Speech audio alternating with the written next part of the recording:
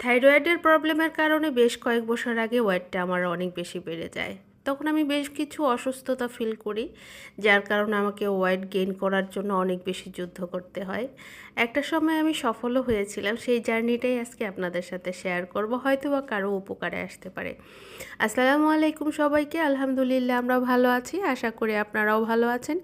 যে যেখান থেকে দেখছেন সম্পূর্ণ ভিডিওটি দেখার জন্য আমন্ত্রণ রইল। যদি ফেসবুক থেকে দেখে থাকেন একটু ফলো দিয়ে লাইক কমেন্টস করে যাবেন, আর যদি ইউটিউব থেকে দেখে থাকেন একটু সাবস্ক্রাইব করে লাইক কমেন্টস করে যাবেন। আপনি যদি ডায়েট ফলো করতে চান সেক্ষেত্রে আপনাকে কিন্তু সবার আগে মনটাকে শক্ত করতে হবে, কারণ আমরা জানি খাবারের প্রতি লোভ কিন্তু আমাদের সবারই থাকে।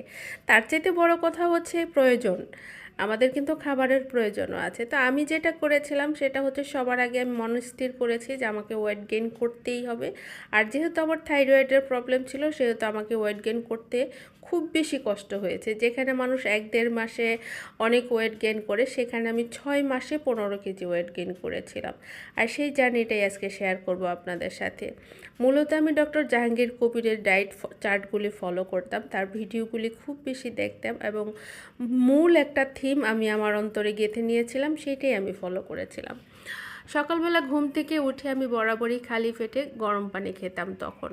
এরপরে কিছুক্ষণ পরে লেবু পানি, তার সাথে হিমালয়ান পিঙ্ক সল্ট, এবং 2 বেলা হাঁটতে যেতাম, সন্ধ্যার পরে এবং সকালবেলা। হাঁটতে আমার ভীষণ কষ্ট হতো, কিন্তু তারপরেও আমি হাঁটাটা কন্টিনিউ রেখেছি।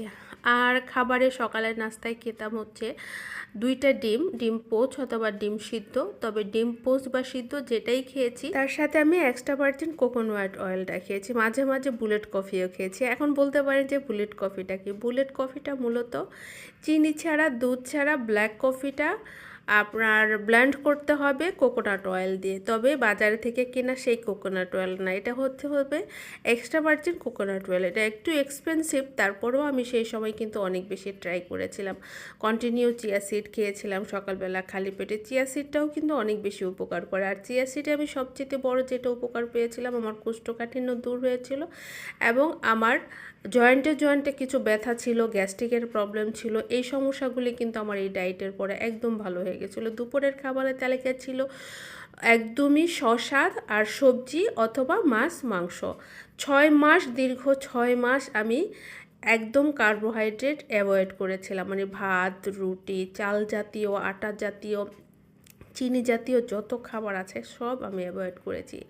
সন্ধ্যায় খেতাম শসা, আর রাতের খাবারেও খেতাম সেই শসা, গাজর, সালাদ বা ডিম, চিকেন বা মাছ, এই টাইপের খাবার খেতাম। মূল থিমটা হচ্ছে আপনাকে কার্বোহাইড্রেট, ক্যালোরি একদম অ্যাভয়েড করতে হবে। মানে চিনি জাতীয়, আটা জাতীয়, চাল জাতীয় যত ধরনের খাবার আছে আপনাকে অ্যাভয়েড করতে হবে।